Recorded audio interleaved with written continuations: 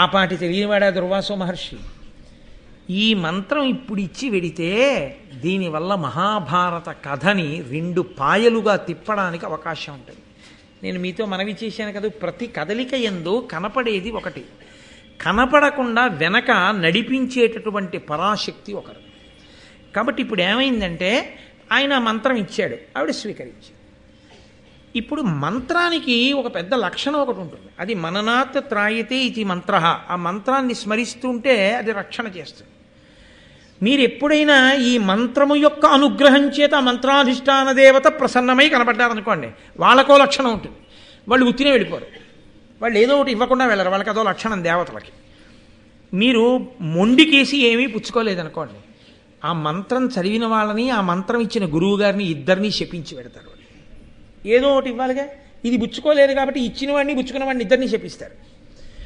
ఇప్పుడు ఈ పిల్ల ఏమిటో మంత్రం ఇచ్చాడు, ఎవరిని చూసి నమస్కారం చేసి ఈ మంత్రం చెప్పినా వాళ్ళు వచ్చి పిల్లల్ని ఇస్తారన్నాడు, ఏమి చమత్కారం అనుకుంది, ఊరుకుంది పాపం. అయిపోయి ఇలాంటి ప్రయోగాలు మనం ఎందుకు చేయాలి, లేనిపోని ప్రమాదం అని ఊరుకుంది. కొంతకాలం అయిపోయిన తర్వాత ఆ పిల్ల ఒకరోజు ప్రాతకాలంలో గంగానదిలో స్నానం చేయడం కోసం వెళ్ళింది, ఒక్కతే వెళ్ళింది. ఇప్పుడు ఆ అమ్మాయికి చిన్న ధైర్యం వచ్చింది, నా పక్కన ఎవరు లేరు, ఇంకా నగరంలో వాళ్ళు కూడా ఎవరూ మేల్కొని ఇక్కడ లేరు, సూర్యోదయం అవుతోంది, ఎవ్వరు లేరుగా, చూద్దాం. బాల్య చాపల్యము ఈ దోషం కట్టి కుడిపేసింది. ఇది సత్యవతీదేవికి కూడా కన్యాత్వమునందు పుట్టాడు వ్యాసుడు, కానీ ఆవిడికి అలా చాపల్యం లేదు, పరాశర అనుగ్రహం అక్కడ.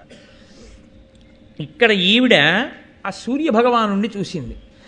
ఆ మంత్రము తనదగు హృదయమున ఆ కన్య నిలిపి ఆదిత్యున కర్ఘ్యమిత్తి నాకు ఇమ్ము ప్రియమ్మున నీయట్టి పుత్రున అంబుజమిత్ర, ఓ అంబుజమిత్ర, అర్ఘ్యమిస్తూ ఎంత వెలుతురుతో ఉన్నాడు రా మహానుభావుడని, నీలాంటి కొడుకునియ్యి అంది మంత్రం చదివి.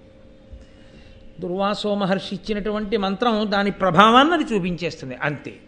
అక్కడ ఎంత వెలుతురుతో ఉన్నాడో అలా నడిచి వచ్చాడనుకోండి, కుత్తి నిలబడగలదా, నిలబడలేదు. అని కేలుముగిచి నిలచిన వనజాయత నేత్ర కడకు వచ్చెను గగనంబు నుండి కమలమిత్రుడు తన తీవ్ర కరత్వ ముడిగి తరుణద్యుతితో.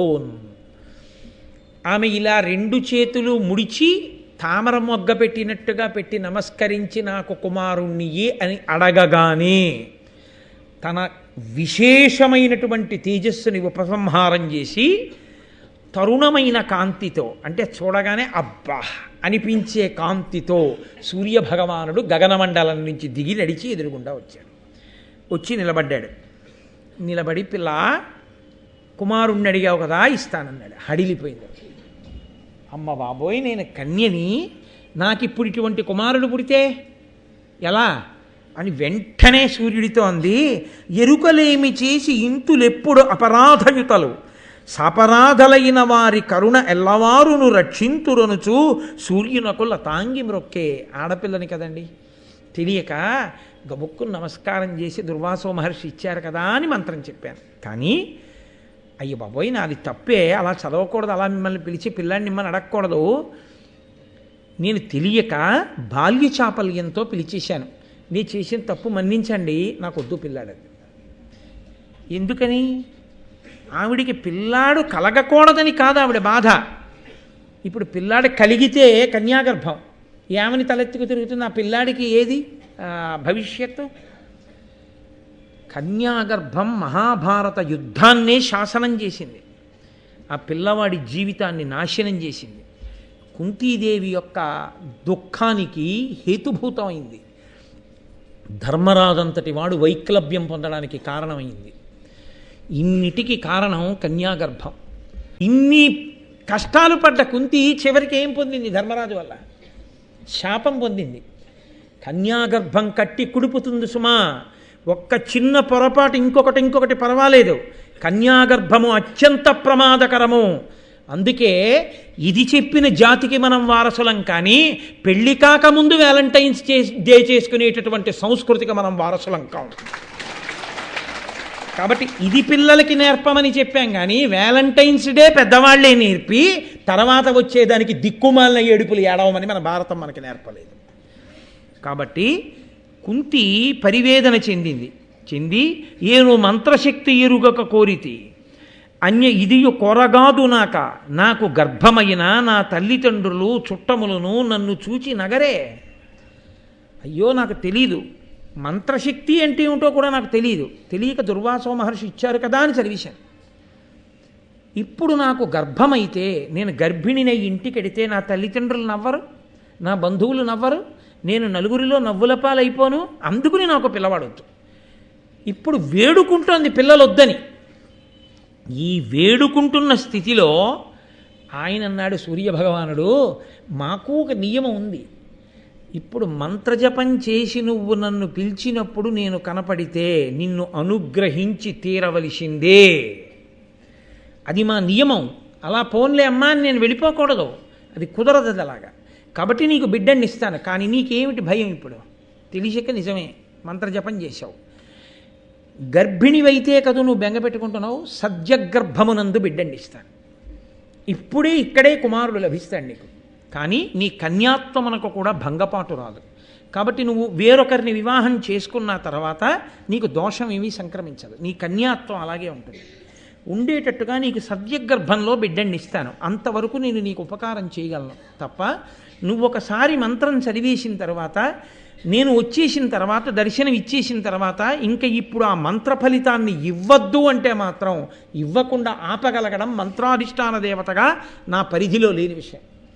ఇల్లు అంటుకుపోయిన తర్వాత అయ్యయ్యో ఇంకెప్పుడు స్టవ్ అలా వెలిగించనండి, మంట ఆరిపోంటే ఆరుతుందా? కాలిపోతున్న చూర ఆర్పుకోవాలంతే తప్ప కుదరదు. కొన్ని పరిణామములు అలా ఉంటాయి అంతే.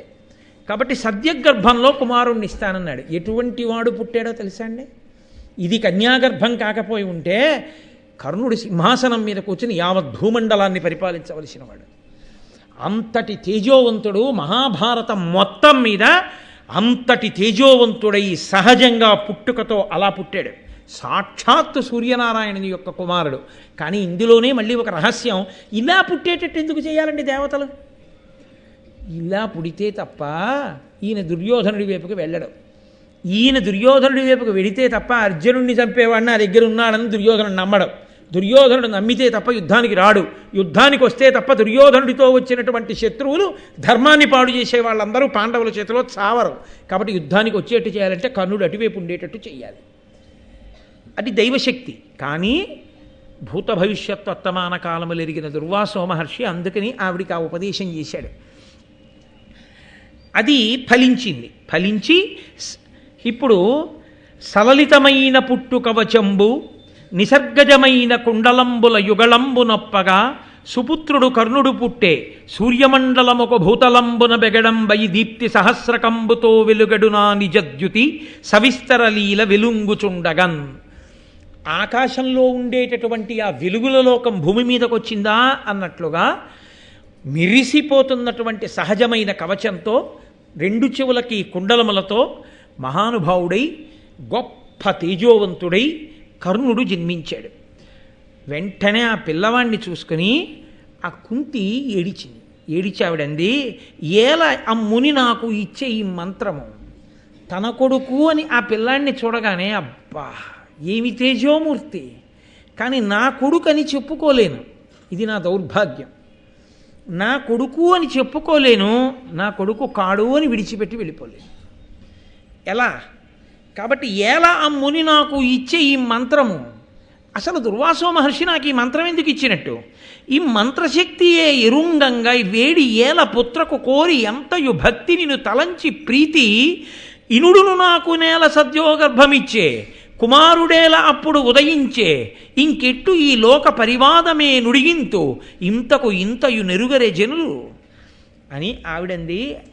అయ్యయ్యయ్యో, నేను ఏదో కష్టపడి భోజనం పెట్టి సపర్య చేస్తే ఇంకొకటి ఇవ్వడం కాదు, దుర్వాసో మహర్షి నాకు ఈ వరం ఇవ్వడం ఏమిటి, ఈ మంత్రం ఇవ్వడం ఏమిటి? ఇచ్చాడు పో. గంగా స్నానానికి వెళ్ళిన దాన్ని సూర్యభగవాను చేసి నమస్కారం చేసి ఇంటికి వెళ్లకుండా ఈ మంత్రం చెప్పి పిల్లాన్ని ఇమ్మంటే మంత్రశక్తిని అవమానించినట్టు అవలా నిజంగా ఇవ్వకపోతే? కాబట్టి నేను ఆ మంత్రం చెప్పి పిల్లాన్ని ఇమ్మన్నాం ఏమిటి? సూర్యభగవానుడు వచ్చి కవచకుండలాలతో ఉన్నటువంటి ఈ దివ్యమైనటువంటి తేజోమూర్తిని నాకు పిల్లాడిగా ఇవ్వడం ఏమిటి? ఈ బాలు నెత్తుకొని ఇంటికి చన్న నన్నున్న బంధువులందరూ మనంబున ఏమనరు, ఎట్లీ బాలసూర్యని భునిట్టులడించి పోవంగా బుద్ధి పుట్టునని కన్యమనంబులోనన్. ఈ పిల్లాన్నెత్తుకుని ఇంటికెడదామా? అందరూ బంధువులు, తల్లి, తండ్రి అందరూ నిద్ర చేస్తారు, తలెత్తుకు తిరగలేను. ఈ పిల్లాన్ని ఇక్కడ విడిచిపెట్టి వెళ్ళిపోదామా? వీడు నా కొడుకు అన్న భావన కలగగానే నేను వీడిని విడిచిపెట్టి వెళ్ళలేకపోతున్నాను. ఎలా? ఇప్పుడు పెద్ద సంకటంలో పడిపోయాను, తెల్లవారిపోతోంది. ప్రజలు గంగానది ఒడ్డుకు వస్తారు పనుల మీద. ఏ బట్టలు తుక్కునే వాళ్ళు ఉంటారు, స్నానం చేసేవాళ్ళు ఉంటారు, నీళ్లు పట్టుకెళ్ళే వాళ్ళు ఉంటారు. ఈ విషయం తెలిస్తే ఇంకేమైనా ఉందా అని హడిలిపోతుంటే మళ్ళీ సూర్యభగవానుడు ఆదుకున్నాడు.